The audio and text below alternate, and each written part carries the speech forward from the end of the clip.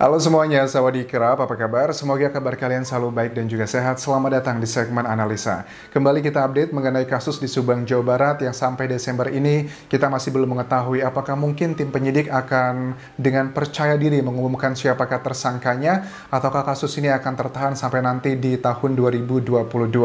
Kalau aku melihat secara data-data, ya agak sulit buat diprediksi ya. Harusnya sih memang sudah bisa, tapi kalau memang tim penyidik menilai ini masih belum siap ya kita harus menghargai proses itu. Karena tujuan kita sama ya, kita tidak sedang memperjuangkan ego kita, tapi sedang memperjuangkan mengawal perjuangan untuk mencari keadilan bagi kedua almarhumah yang dieksekusi di tanggal 18 Agustus 2021.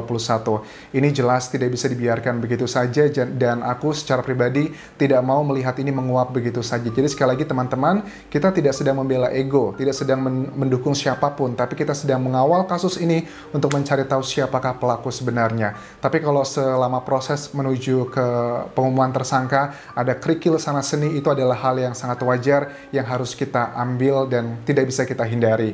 Oke, di video kali ini aku akan bahas mengenai dua hal. Yang pertama adalah mengenai kondisi jenazah dari almarhumah Ibu Tuti, dan kedua adalah tentang pemeriksaan ulang yang dilakukan ke sejumlah saksi, karena memang kasus ini sekarang sudah tidak lagi ditangani oleh Polres Subang, tapi sudah di take over, diambil alih oleh Polda Jawa Barat. Makanya mungkin dibutuhkan beberapa pemeriksaan ulang lagi.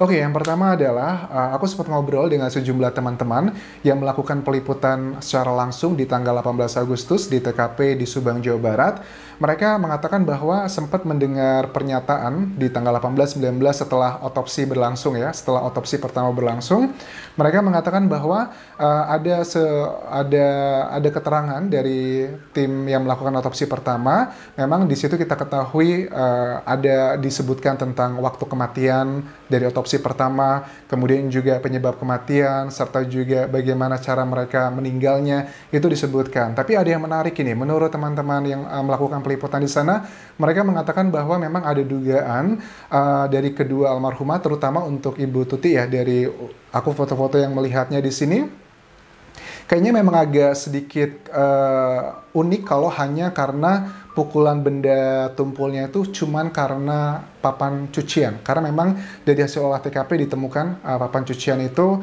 yang berlumuran darah yang diduga adalah untuk melakukan pemukulan Ibu Tuti pada saat kondisi tidur. Tapi ada beberapa luka-luka. Ini pengetahuan secara umum aja ya, bukan berarti kita harus ahli di bidang forensik untuk mengetahui ini. Karena kita juga tahu lah ya, bisa secara common knowledge untuk mengetahui luka benda tumpul karena cucian, papan kan besar ya relatifnya, atau karena ini adalah benda tajam yang tumpul, itu kan bisa terlihat spesifikasinya seperti apa. Tentunya dengan segala keterbatasan kita bukan expert di sini.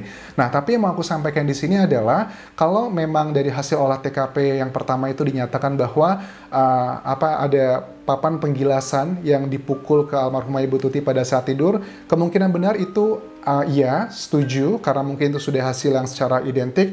Tapi kalau itu hanya satu-satunya alat benda tumpul yang dipakai untuk menghabisi Ibu Tuti, menurut aku kayaknya enggak juga ya. Karena ada perbedaan jenis luka. Kalau aku lihat di sini ya, tipikal lukanya itu yang papan pencucian dengan mungkin ada benda yang terbuat dari besi mungkin yang kuat sekali.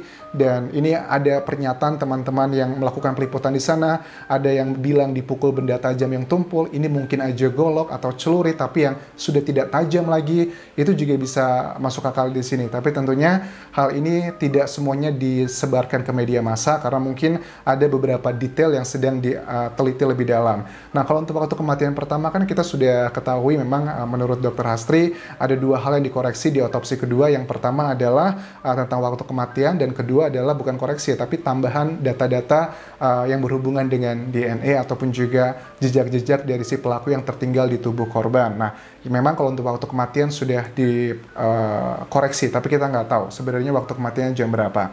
Itu adalah yang pertama. Jadi aku nggak yakin kalau memang hanya menggunakan papan pencucian saja untuk mengeksekusi Ibu Tuti. Kalau aku lihat dari kasat ya tubuh dari jenazah Ibu Tuti ya sangat menyedihkan sekali. Makanya aduh, kok ada orang setega ini gitu ya, melakukan eksekusi hanya demi apa? Kita penasaran banget ya, motifnya sebenarnya apa ya? Kok bisa gitu ya, setega itu melakukan eksekusi pada kedua perempuan yang lagi tidur gitu, terutama Ibu Tuti. Kalau Amel kan memang ada diketahui ada perlawanan di situ. Terus bagian kedua ini setelah kita bahas mengenai jenazah adalah tentang pemeriksaan ulang. Karena kita tahu dari Kapolda Jawa Barat pun menyatakan bahwa pada saat kasus ini sudah dialihkan ke Polda Jawa Barat dari Polres Subang, itu kan sudah dilakukan pemeriksaan ulang. Ada beberapa kali pemeriksaan yang sudah kita ketahui di bulan ini, di minggu terakhir ini juga tepatnya. Itu yang kita ketahui kemarin ada yang dilakukan pemeriksaan bersamaan, yang pertama di Polda Jawa Barat, kemudian juga di Polres Subang. Ada yang tanya gini, Anjas, kalau sudah diambil sama Polda Jawa Barat, tapi kalau kita masih melihat nih, ada beberapa saksi yang dibagi dua, ada yang diperiksa di Polda, ada yang diperiksa di Polres. Menurut aku, ini bukanlah hal yang fundamental ya. Mungkin saja demi mengefisiensikan sesuatu hal, mungkin ada temuan-temuannya atau berkas-berkasnya biar lebih lengkap di sana, rekaman-rekamannya mungkin. Ini lebih ke masalah teknis aja, tapi tetap sih tidak merubahkan inti atau core dari apa yang sedang dibahas, diselidiki oleh tim penyidik. Oke, apakah menurut Anjas ini akan ada dilakukan pemeriksaan ulang kembali? Kalau aku melihat pernyataan dari Kapolda Jawa Barat, kemungkinan besar pemeriksaan ulang yang kita sudah lihat di semingguan terakhir ini, itu bukan yang terakhir ya. Kayaknya bakal ada pemeriksaan ulang berikutnya lagi. Ya, kita nggak bisa menutup mata, memang ada dugaan tim penyidik, tim kepolisian gitu, ada hal-hal yang mungkin tidak sesuai SOP, itu mungkin ada saja dugaannya seperti itu, tapi harus dibuktikan. Dan apakah kalau memang beneran ada tim penyidik yang tidak melakukan sesuai SOP, apakah itu hanya keteledoran karena manusiawi, atau karena keteledoran untuk memang ada framing-framing tertentu. Itu adalah bagian yang tidak bisa kita menyatakan sesuai keyakinan kita aja. Aku yakin pasti ada yang aneh nih, nggak beres. Kan nggak bisa kalau ada masalah hukum, harus dibuktikan secara nyata. Tapi atas azas praduga tak bersalah, ya kita harus membiarkan ini prosesnya terus berjalan.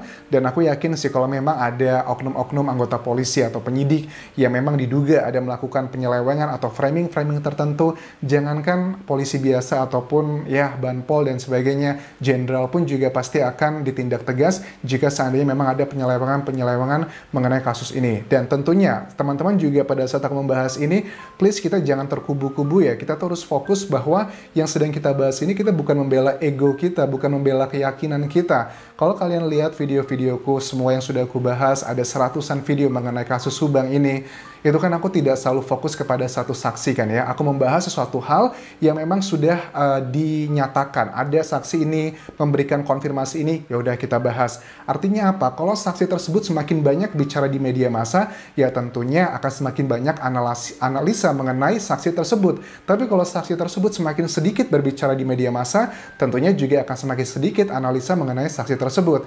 Jadi artinya adalah pada saat aku membahas kasus Subang ini, aku tidak mendukung salah satu kubu ya. Semuanya adalah aku bahas berdasarkan fakta-fakta. Dan memang untuk menuju kebenaran itu membutuhkan waktu dan juga proses. Tapi cara untuk menuju kebenaran tersebut adalah dengan melihat fakta-faktanya dulu, bukan sekedar keyakinan. Kalau cuma sekedar keyakinan, itu kan feeling ya, sifatnya adalah subjektif begitu.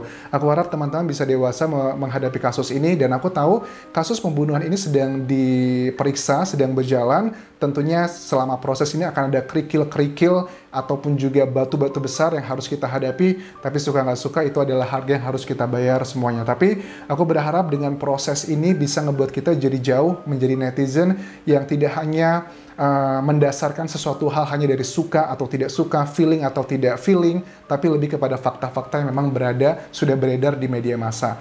Walaupun fakta tersebut tidaklah secara utuh kan ya.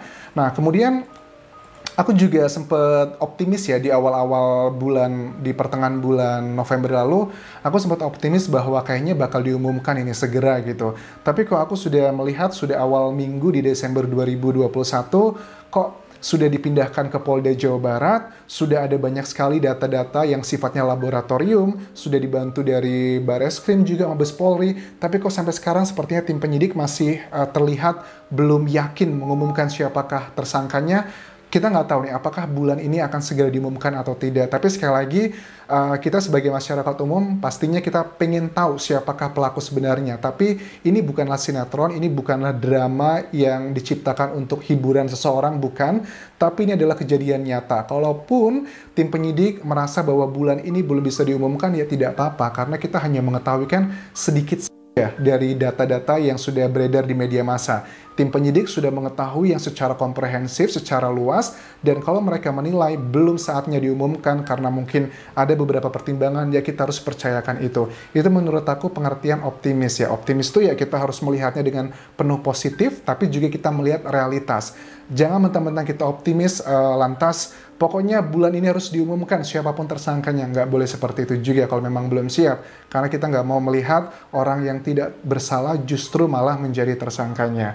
Oke, bagaimana cara kita terus mengawal kasus Subang ini? Ya, kita harus update beritanya, kita harus lihat fakta-fakta karena tidak bisa menutup mata sekarang ini ada sejumlah orang yang berusaha untuk memframing hal-hal tertentu, membawa hal-hal personal ke media massa demi tujuan-tujuan mereka. Aku nggak tahu apakah mereka sebenarnya sudah tahu fakta yang sebenarnya, tapi karena mereka punya ego, ya sudahlah, kan aku sudah mendukung ini nih, jadi ya sudahlah apapun yang terjadi, maupun salah mau benar, aku akan bela habis-habisan.